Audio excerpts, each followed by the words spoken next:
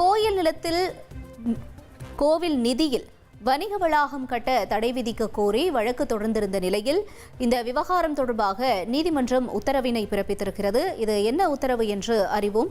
கூடுதல் விவரங்களை எமது செய்தியாளர் சுரேஷ் வழங்கிட நாம் கேட்கலாம். சுரேஷ், வணக்கம். தொடர்ந்து இந்த வழக்கு தொடர்பான தகவல் என்னவாக இருக்கிறது? விவரங்களை பதிவு செய்யுங்க.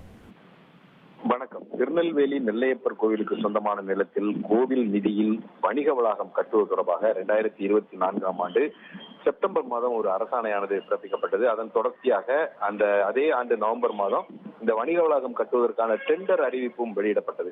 இந்த நிலையில கோவில் நிலத்துல கோவில் நிதியில வணிக வளாகம் கட்ட தடை விதிக்க வேண்டும் என்ற கோரிக்கையுடன் ரமேஷ் என்பவர் உயர்நீதிமன்றத்தில் ஒரு பொதுநல வழக்கை தாக்கல் செய்திருக்கிறார்.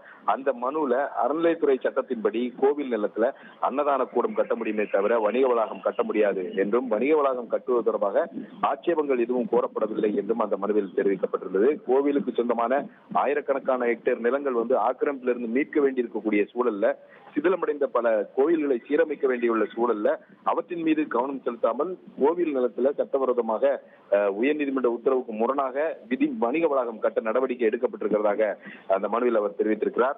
இந்த வழக்கு தலைமை நீதிபதி ஸ்ரீராம் மற்றும் நீதிபதி சுந்தர் மோகன் அடங்கிய அமர்வுல இன்றைக்கு விசாரணைக்கு வந்தது. அப்போது கோவில் உபரி நிதியை வணிக வளாகம் கட்ட சட்ட விதிகள் அனுமதிக்கவில்லை என உயர்நீதிமன்றம் ஏற்கனவே ஒரு உத்தரவை பிறப்பித்திருக்கிறது. அந்த உத்தரவை உச்சநீதிமன்றமும் உறுதி செய்திருக்கிறதை சுட்டிக்காட்டி இந்த நெல்லையப்பர் கோவில் நிதியில வணிக வளாகம் கட்டுவதற்கு தொடர்பான அந்த அரசாணையை திரும்ப பெற உத்தரவிட வேண்டும் என்று மனுதாரர் தரப்புல வாதிடப்பட்டது. அறநிலையத்துறை தரப்புல இந்த மனுவுக்கு பதிலளிக்க அவகாசம் கேட்டுக்கொள்ளப்பட்டது. இதையடுத்து இந்த மனுவுக்கு பதிலளிக்கும்படி அறநிலையத்துறைக்கு உத்தரவிட்ட நீதிபதிகள் இந்த வழக்கின் விசாரணையை ஜூலை 26ஆம் தேதிக்கு தள்ளி வைத்திருக்கிறார்கள்.